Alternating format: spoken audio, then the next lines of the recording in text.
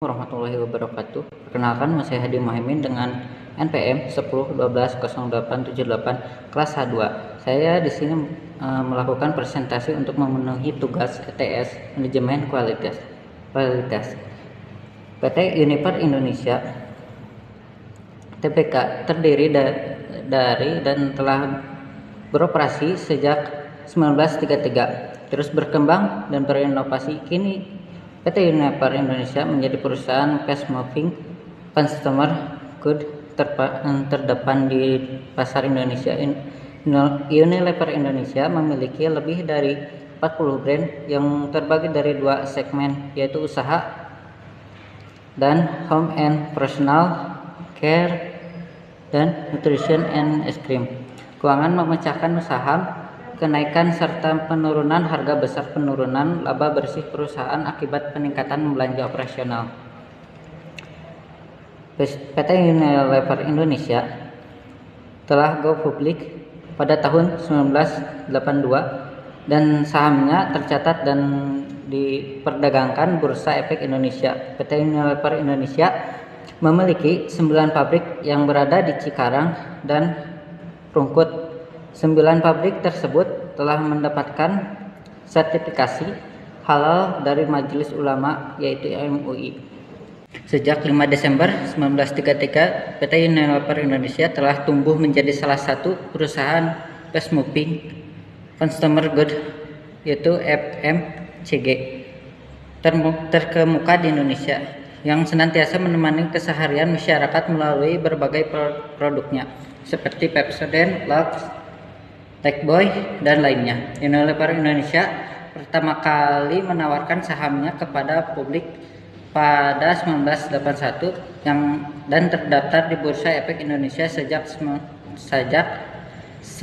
Januari 1982. Pada saat itu, Unilever Indonesia yang berkantor pusat di Tangerang memiliki lebih dari 40 brand dan juga 9 pabrik yang bertempat di area industri Jabodetabek, Cikarang, dan Rungkut, Surabaya. Pabrik serta produk PT Unilever Indonesia juga telah mendapatkan sertifikat halal dari Majelis Ulama Indonesia, yaitu MUI. Selanjutnya kita ke diagram fishbone. Yang pertama yaitu produksi. Beberapa bahan baku mengalami storage atau stock out. Penggunaan bahan kimia yang tidak ramah lingkungan dan beberapa produk.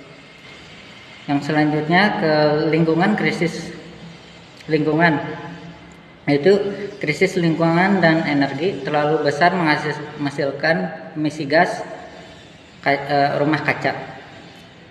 Selanjutnya kita ke alat, kerusakan mesin yang tidak terduga, kerusakan pada peralatan, kerusakan pada mesin produksi yang pemasaran tidak mengikuti tren pasar, kurang efektif dalam mempromosikan produk. Selanjutnya kita ke SDM, terdiri dari konflik antar karyawan, terjadinya tidak jelasnya mengenai data karyawan, menganggap remeh pelatihan SDM keuangan.